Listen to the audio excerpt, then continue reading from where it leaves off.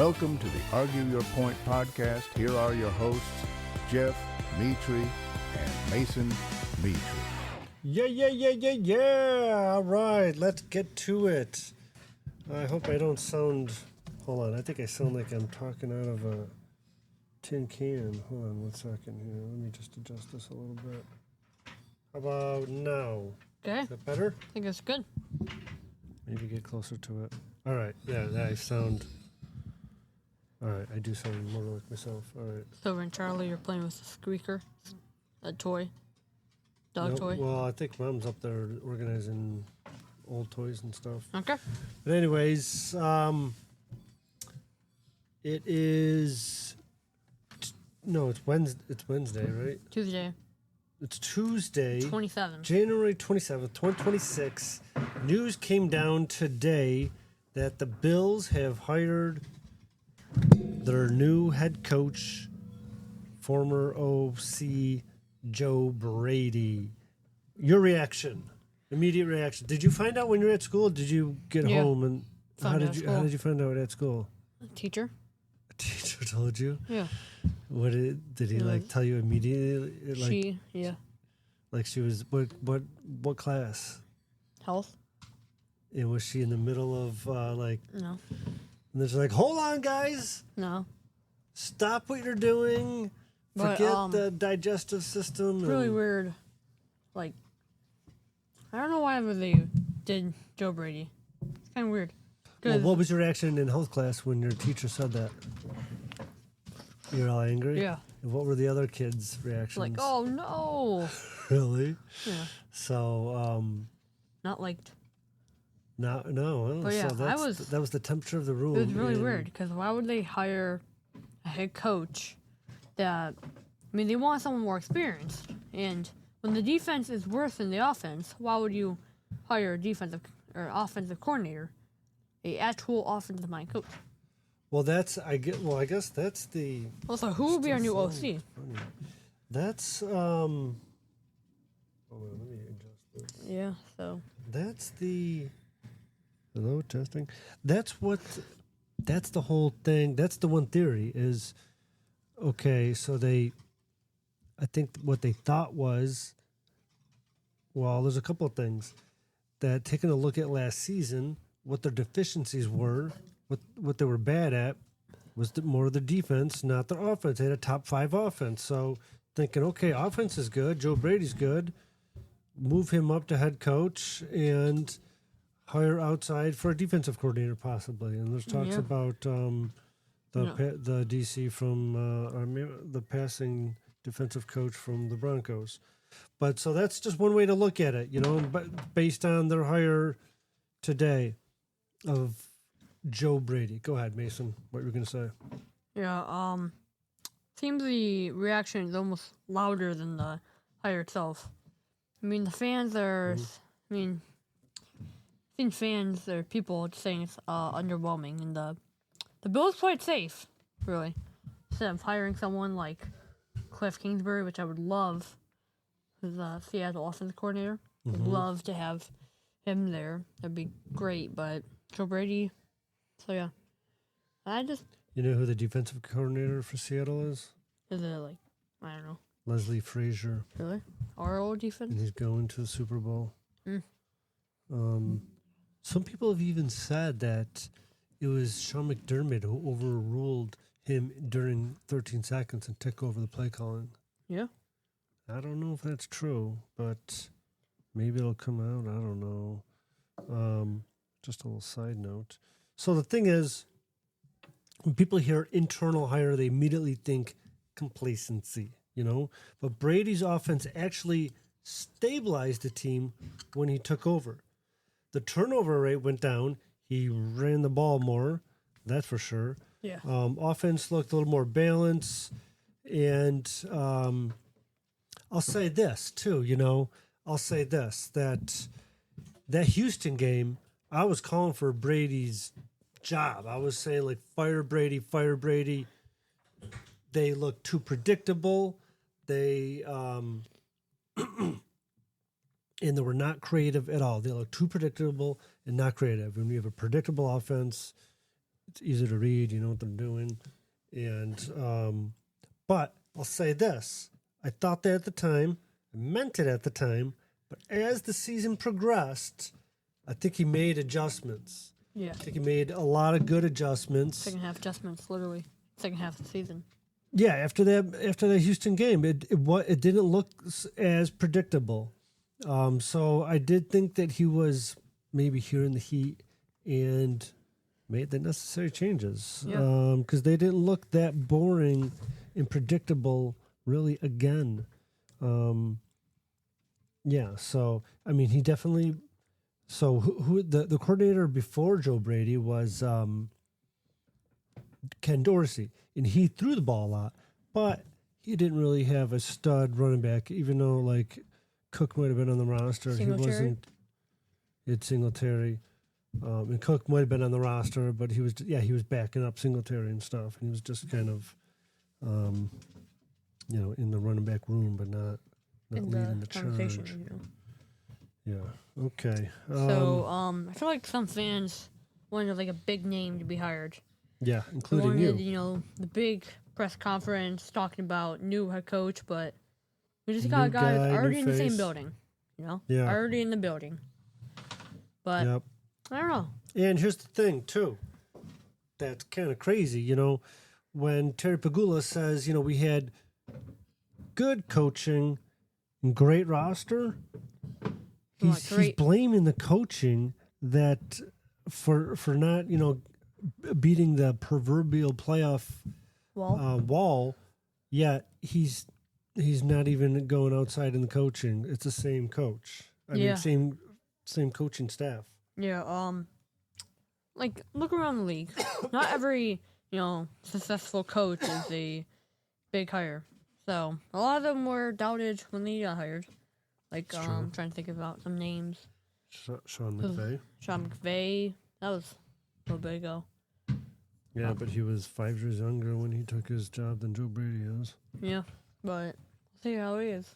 So, and they look good. The Rams won a Super Bowl.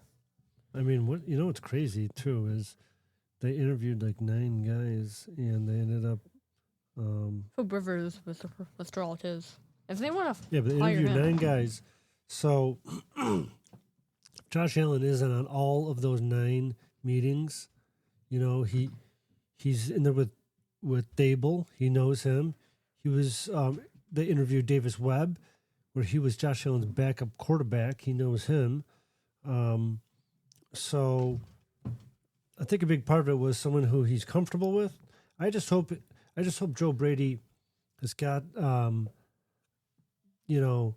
kahunas to hold Josh Allen accountable and not just be his buddy. You know what I mean? You got to tell him what he needs to hear, not what he wants to hear. But maybe but Josh Allen's mature now. Like if you remember Peyton Manning back in his days, he didn't even need a coach because he was the coach. I don't know if Josh Allen can like call the plays from the line there and run practice like Peyton Manning did, but maybe we're kind of heading in that direction. I don't know. Yeah. So, okay, we're gonna move on to the next segment. Yeah, I think we are. Next segment. Do we have any noise to go to our next segment? Go ahead. There we go. Sabres versus Maple Leafs. Sabres on a warpath. Yeah. Sabres are playing tonight, and it's exciting.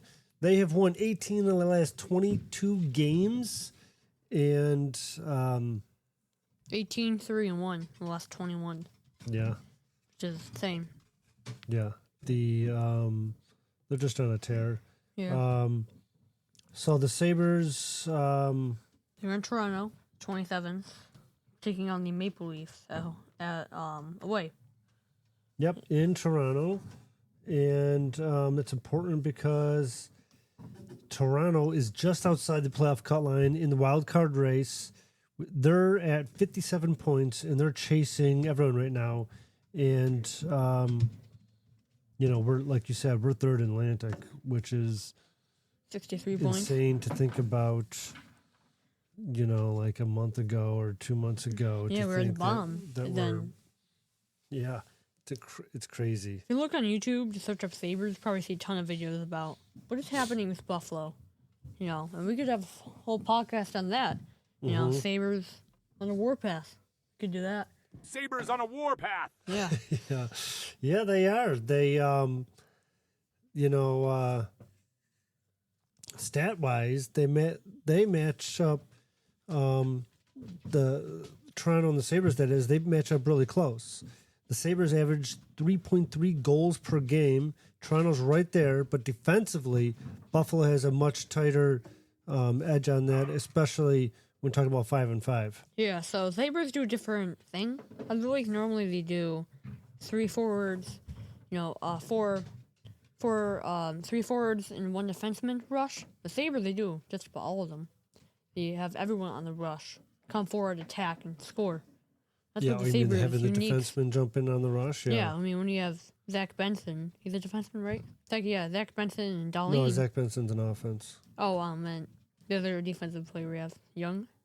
Mateusen. I don't know. Owen Power, Darlene.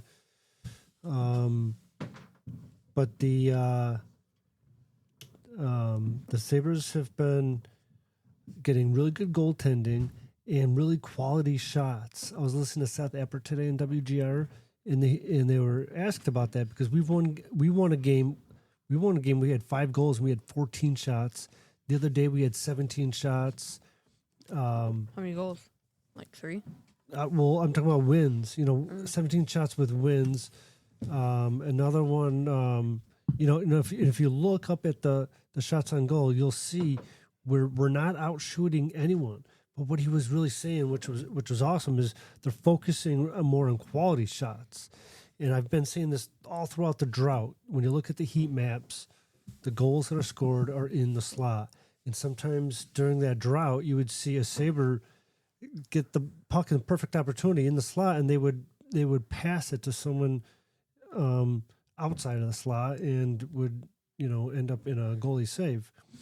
But now they're waiting for that shot. And they know that's where most of the goals in the league are scored, and that's where they're scoring from. They're not just scoring by volume. It's quality shots, and it's weird when they have like a 17-goal shot. You can't even tell. It doesn't even really look like that they're lacking production at all because they're moving and they're getting into they're finishing their checks.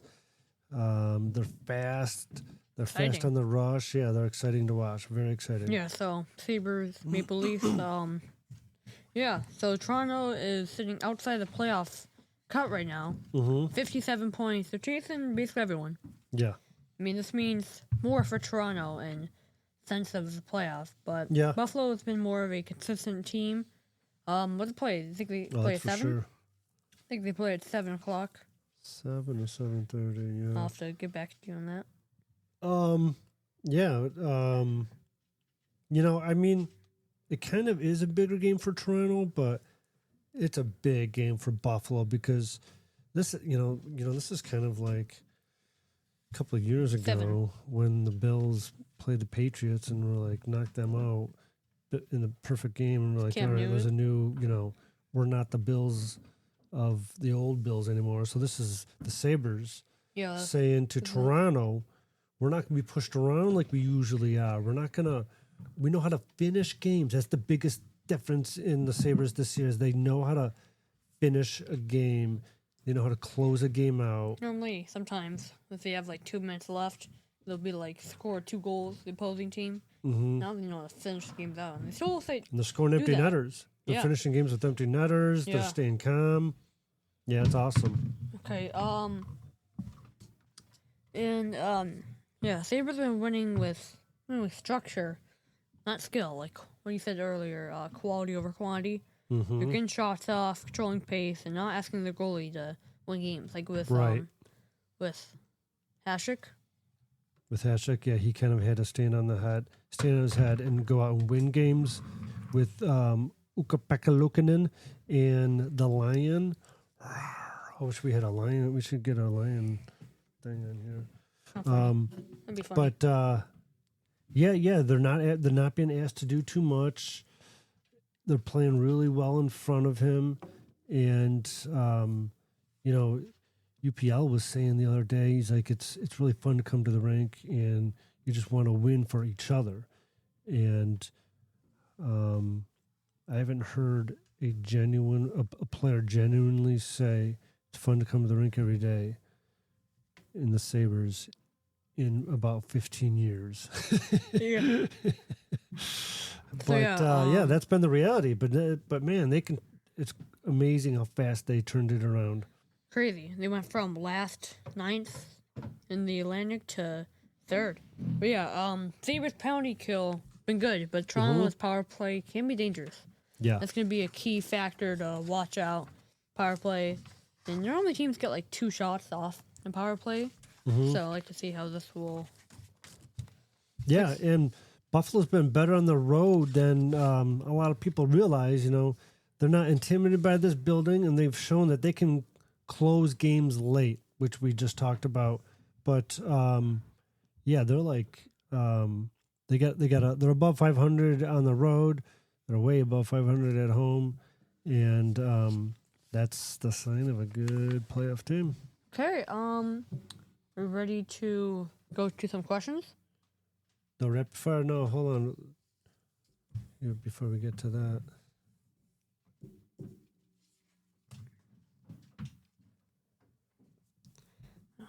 The Sabres, Can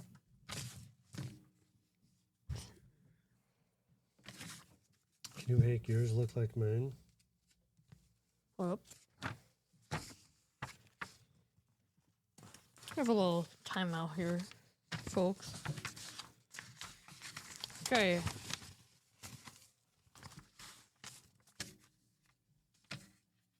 Yeah, right.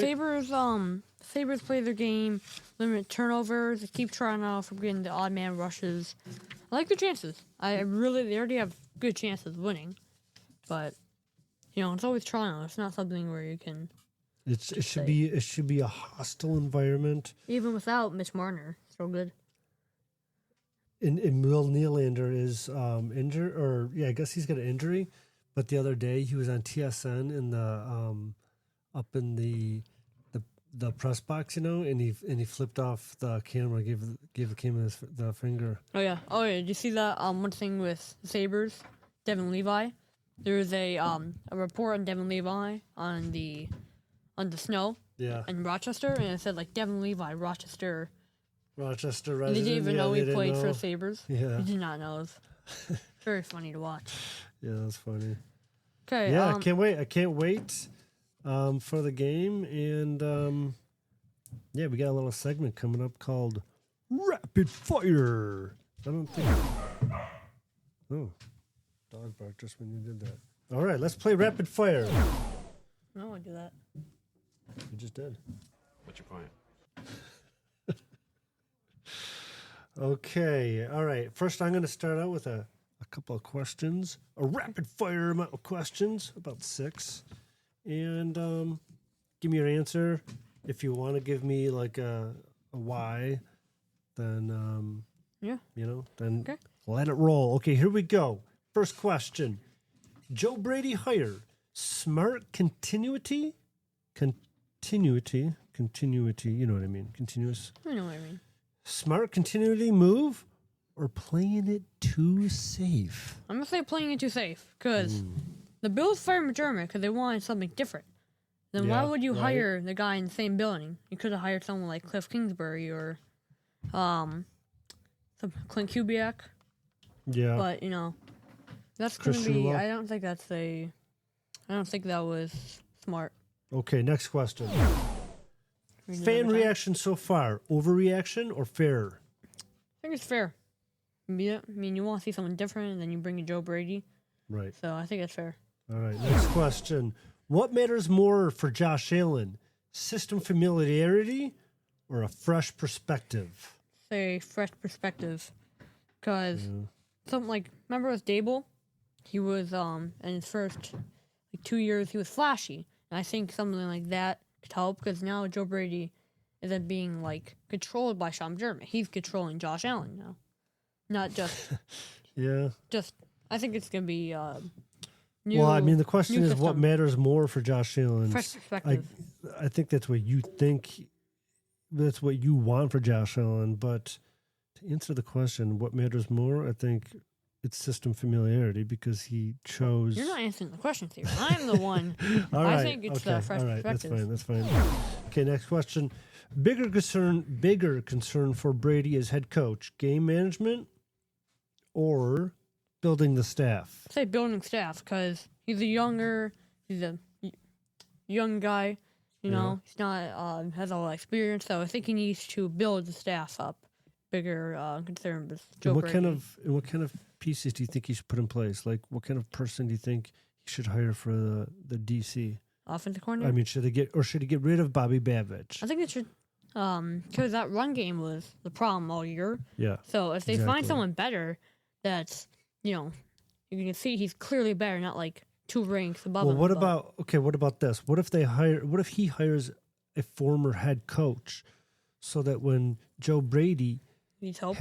Needs help. Like, I've never been a head coach before. What would you do in this situation? You can back when I was with the Cowboys, we did this.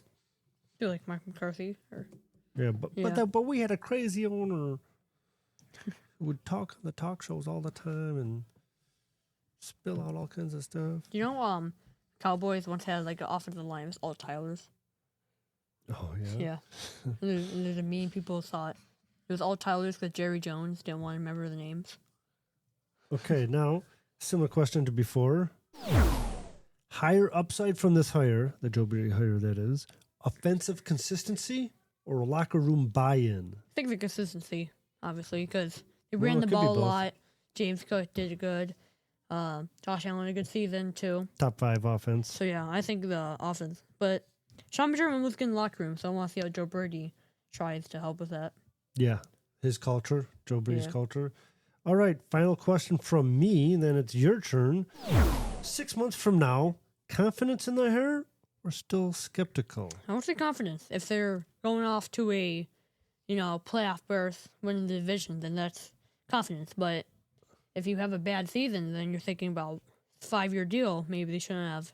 Maybe they should have done a 2-year deal. So I mean, to be fair, the question is a little, hypothetical.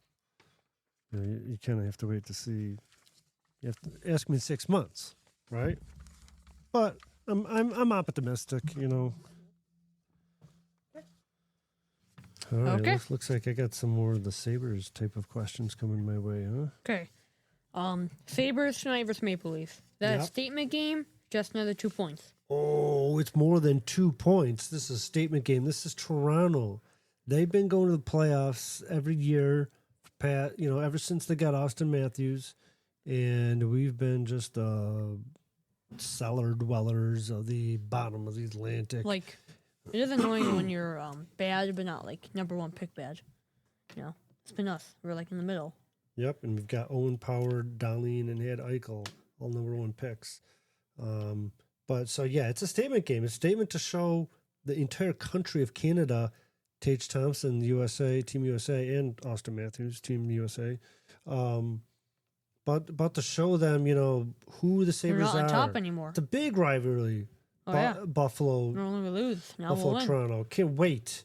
And your Toronto fans out there listening right now, we're coming. We're coming. Because you're on the board and you just get Sabres on a warpath. That's right. Yeah. Not hearing Toronto on a warpath. Okay. All right. Who has more pressure in this matchup? Sabres or Maple Leafs? I'm Pressure to win. Well, okay. I want to try to, look at the perspective from both sides on here. If I lose this game on Buffalo, it's like every point matters, but it's not going to, knock us out.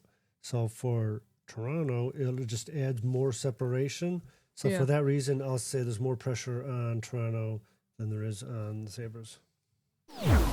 Okay, key factor tonight: goaltending, special teams. I'm going to say So the question is, what is special teams? What do you mean? power play. Power play. Okay, Yeah, when you have the man advantage. got it. That's right. Well, it can also mean penalty kill as well.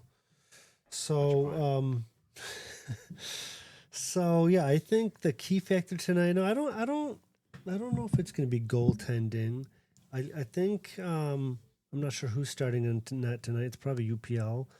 And he It's like 8, usually 4, lets in 1. 2 goals. We can win with a goaltender letting in 2 goal goals. average? That's not. Yeah, I don't know. I don't have his exact goals against, but in the stretch, we win a lot of games by allowing only 2 goals. So I'm going to say that we're going to score some power play goals tonight. Our goaltender is going to be steady. So okay, I'll go with goaltending. The key factor tonight, goaltending. Put me down for it. Okay. Bigger test for Buffalo, Toronto's offense, or their pace?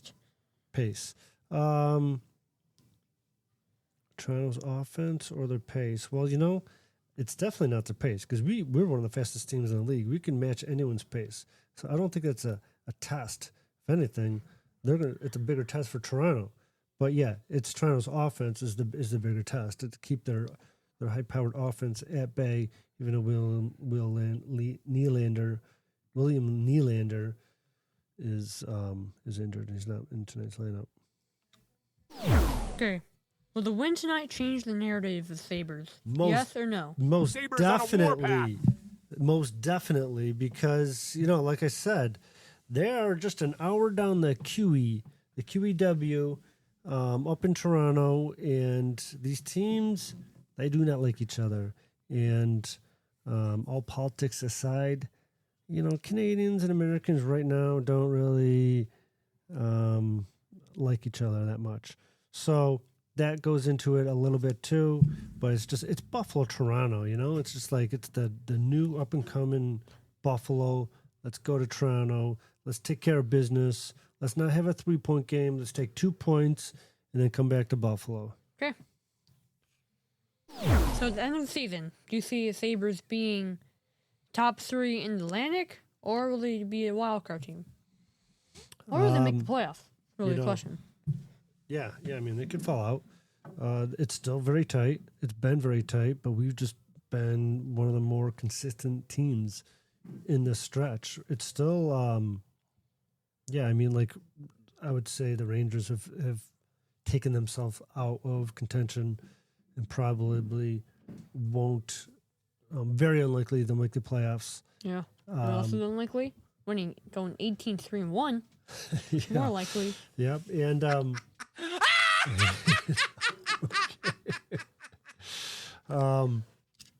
but what was I lost my train of thought with that laughing guy. It was the Sabres top 3. Oh yeah.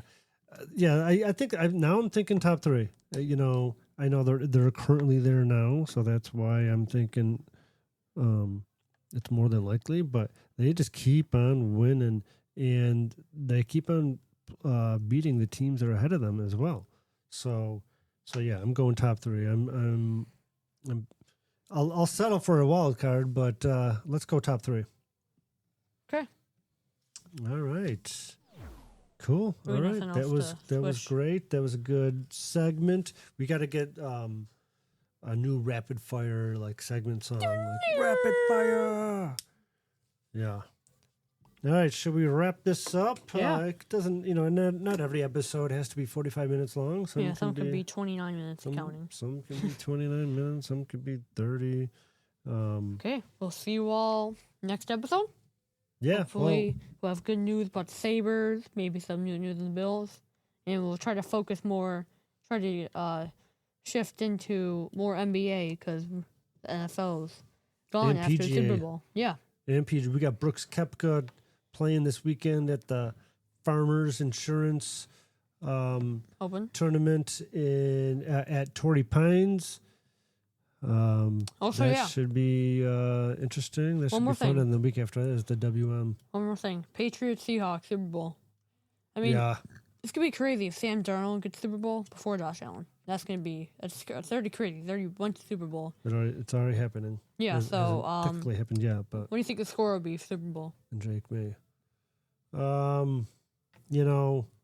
So upset about the Bills losing, and then I've been following the whole coaching carousel, and then before that, Sean McDermott gets fired, and now Joe Brady gets hired, and then I watched those games last weekend.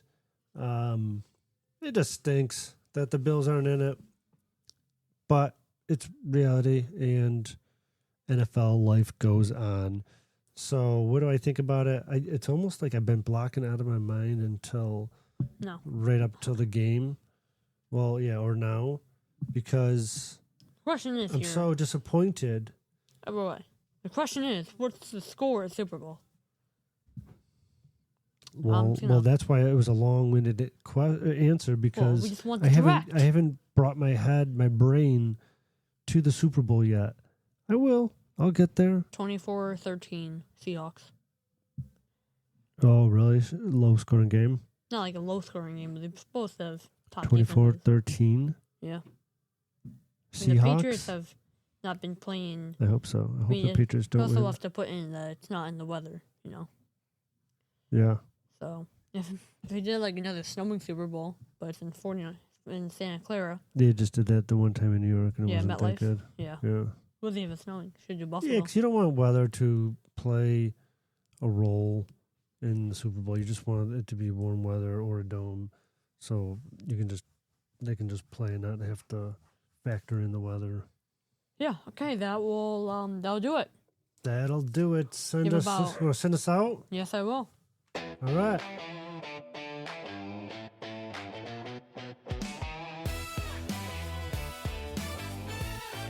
Yeah. See you next week.